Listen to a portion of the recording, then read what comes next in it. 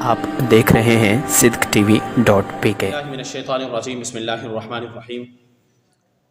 السلام علیکم ورحمۃ اللہ وبرکاتہ۔ ناظرین کرام، میں ہوں جاوید الحسن اور آپ دیکھ رہے ہیں sidqtv.pk۔ نہ سمجھو خاک کا پتلا، برائے دو جہاں میں ہوں، عجب ایک سر مبہم ہے میری ذات، نہ سمجھا ہوں نہ سمجھایا گیا ہوں، پس دیوار فردوس معلیٰ ستون عرش تھا ڈھایا گیا ہوں، بس اس حیرت سرائے آب و گل میں بحکم خاص بھجوایا گیا ہوں۔ کوئی مہمان نہ خواندہ نہ سمجھے، بس اب اسرار بلوایا گیا ہوں، کبھی میں نغمہ داود بن کے سلیماں کے لیے گایا گیا ہوں، کبھی میں نوحہ یعقوب بن کے در مجلس میں دہرایا گیا ہوں۔ سنے تانزن ابلیس و حوا، نہ بہکا ہوں نہ بہکایا گیا ہوں، کبھی ٹھکرا دیا ہے بت قدوں نے، کبھی کعبے میں پچھوایا گیا ہوں۔ آج کا جو ہمارا ٹاپک ہے وہ دنیا کائنات میں سب کو علم ہے، ذہنی طاقتیں کیا کرنا چاہتی ہیں اور یہ کیوں کرنا چاہتی ہیں۔ آج ہم اس ٹاپک پہ آپ کے سامنے کچھ چیزیں رکھیں گے، ماد دلائل۔ آپ یوں سمجھ لیں کہ یہودی حضرت جبرائیل علیہ السلام کو اپنا دشمن سمجھتے ہیں اور وہ ملک الموت یعنی حضرت عزرائیل علیہ السلام کو اپنا دوست مانتے ہیں۔ یہ یہودیوں میں ایک ایسا فرقہ ہے جس کا یہ قول ہے۔ اگر کوئی شخص تقابل ادیان کو پڑھتا ہو یا تقابل ادیان پر اس کی سٹڈی کمپلیٹ ہو تو وہ یہ بات جانتا ہے کہ وحدت الوجود اور وحدت الشہود میں جو تفریق پیدا کی گئی اور اس کے درمیان جو پانڈ مارے گئے، اس کی ابتدا بھی عیسائی اور یہودیوں کی جانب سے کی گئی۔ پھر عقیدہ توحید کو یوں لپیٹا گیا کہ آج بھی عقیدہ توحید پوری طرح کسی کے سامنے عیاں نہ ہو سکا۔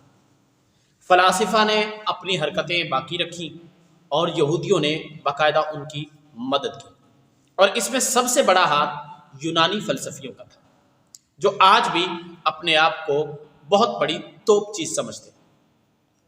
اس سے برطرف کہ بیت المقدس یعنی قبلہ اول مسلمانوں کا خطرے میں ہے، غزہ فلسطینیوں نے خالی کر دیا ہے اور لاکھوں کی تعداد میں وہاں سے لوگ نکل رہے ہیں۔ حالانکہ حماس نے یہ کہا تھا کہ آپ ہمارے ملک، آپ غزہ کو نہ چھوڑیں، اگر آپ غزہ کو چھوڑ دیں گے تو ہمارے لیے مشکلات ہوں گی، لیکن پھر بھی وہاں رہنے والے لوگوں نے اپنی جان کا خوف رکھتے ہوئے وہاں سے چھوڑ کر ایک ایسے شہر میں پناہ لے لی کہ جہاں اب تک سہولیات بھی مکمل نہیں ہیں، یہاں تک کہ وہاں پہ واٹر ٹینک بھی موجود نہیں ہے، ہاسپٹلز میں ڈاکٹر مر رہے ہیں، مریض تو چھوڑیں وہاں ڈاکٹر مر رہے ہیں۔ لیکن اس دوران حماس اور حزب اللہ نے مل کر اسرائیلی تنصیبات کا برا حشر کر دیا۔ بیسیکلی اسرائیلی چاہتے کیا ہے، آپ نے اس بات کی طرف دھیان رکھنا ہے۔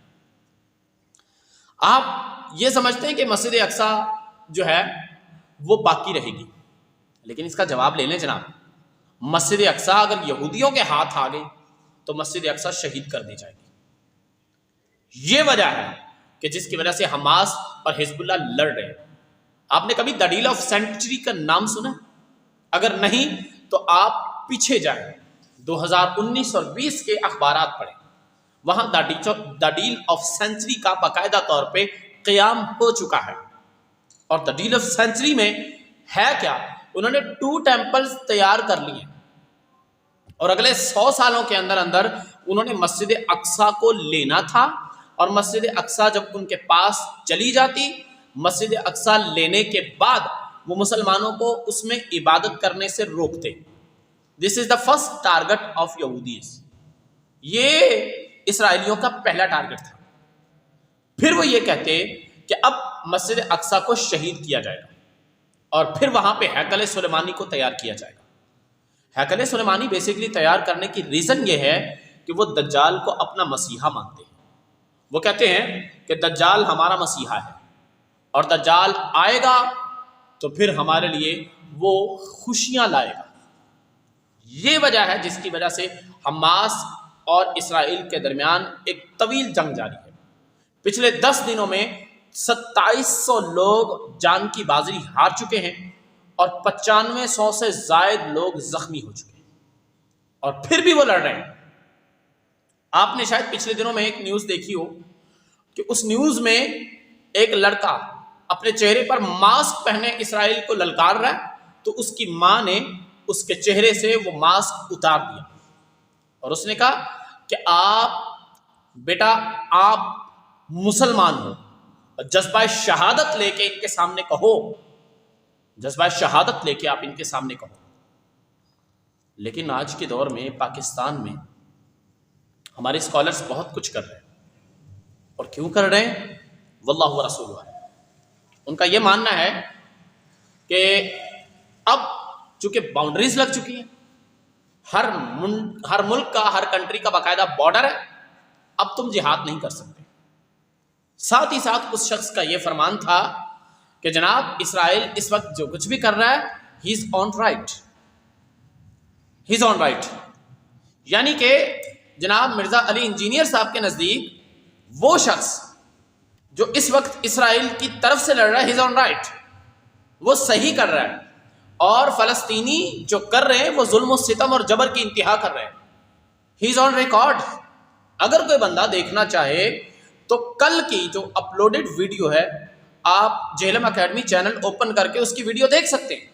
یہ باقاعدہ اس میں الفاظ کہیں گے علی انجینئر صاحب کی طرف سے کہ اسرائیل جو کچھ بھی کر رہا ہے وہ اپنا صحیح نظریہ بیان کر رہا ہے، اور جو مسجد اقصیٰ کا ایریا ہے وہ اسرائیل کا ایریا ہے، سو یہ ایریا اسرائیل کو دے دینا چاہیے، اور مسلمانوں کو بے وقوفی نہیں کرنی چاہیے، وہ جہاد کے لیے تیار نہ ہو، ایک ملک کی فوج دوسرے ملک کی فوج سے لڑے۔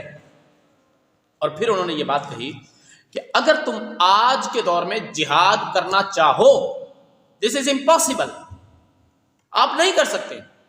اور آپ جانتے ہیں یہ الفاظ قرآن پاک آقا صلی اللہ علیہ وسلم کے زمانہ اقدس سے لے کے قیامت تک ہر آنے والے دور، ہر آنے والے زمانے اور ہر آنے والی تہذیب کے لیے ایک کتاب ہے۔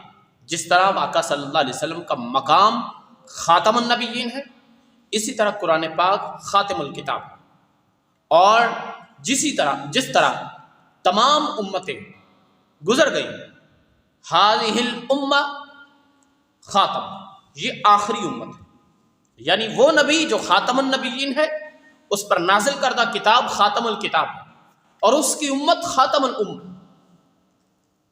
اب آپ ان چیزوں کو نوٹ کریں، سمجھنے کی کوشش کیجیے۔ قرآن پاک میں بار بار لفظ جہاد کا ذکر کیا۔ کیا اللہ تعالیٰ کو علم نہیں تھا معاذ اللہ؟ کیا رب نہیں جانتا تھا کہ 1400 سال کے بعد تو باؤنڈریز لگ جائیں گی، کنٹریز تقسیم ہو جائیں گی؟ اگر ایسا ہی تھا تو والذین ہاجروا وجاہدوا فی سبیل اللہ، یہ الفاظ بار بار قرآن پاک میں کیوں کہے گئے؟ کیا ہمارے انجینئر صاحب کو یہ نظر نہیں آتا؟ کیا انہوں نے قرآن پاک کو نہیں پڑھا؟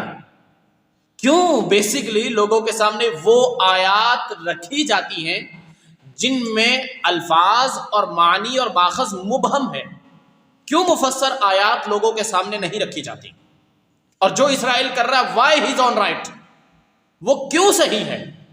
یہ کسی کو نظر نہیں آ رہا کہ وہ دجال کے لیے ہیکل سلیمانی کو تیار کرنا چاہتا ہے اور مسلمانوں کے پہلے کعبہ یعنی بیت المقدس کو برباد کرنا چاہتا ہے؟ یہ کسی کو نظر نہیں آ رہا، نہ سعودیہ کو نظر آ رہا ہے، نہ یہ دبئی کو نظر آ رہا ہے، متحدہ عرب امارات کو، نہ ہی یہ مصر کو نظر آ رہا ہے۔ کیوں روس، چائنا اور باقی لوگ اس وقت حماس کے پشت پہ کھڑے ہیں؟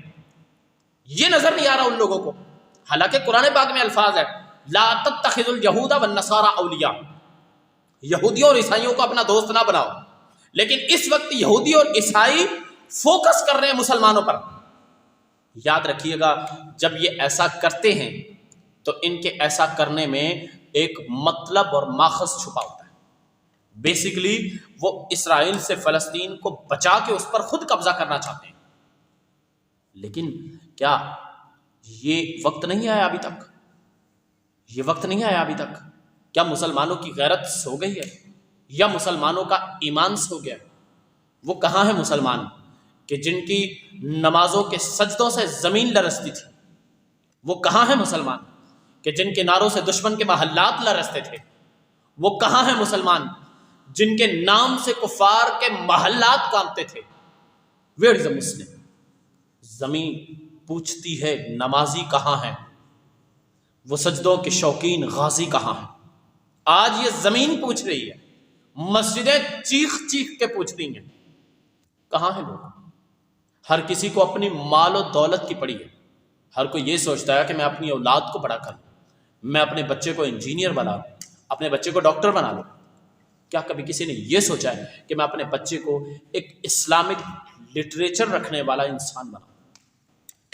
یہ کتابیں تمام مدارس میں پڑھائی جاتی ہیں، ہر تہذیب کے ادارے میں پڑھائی جاتی ہیں، لیکن کیوں ان کے صحیح مقاصد کو بیان نہیں کیا جاتا؟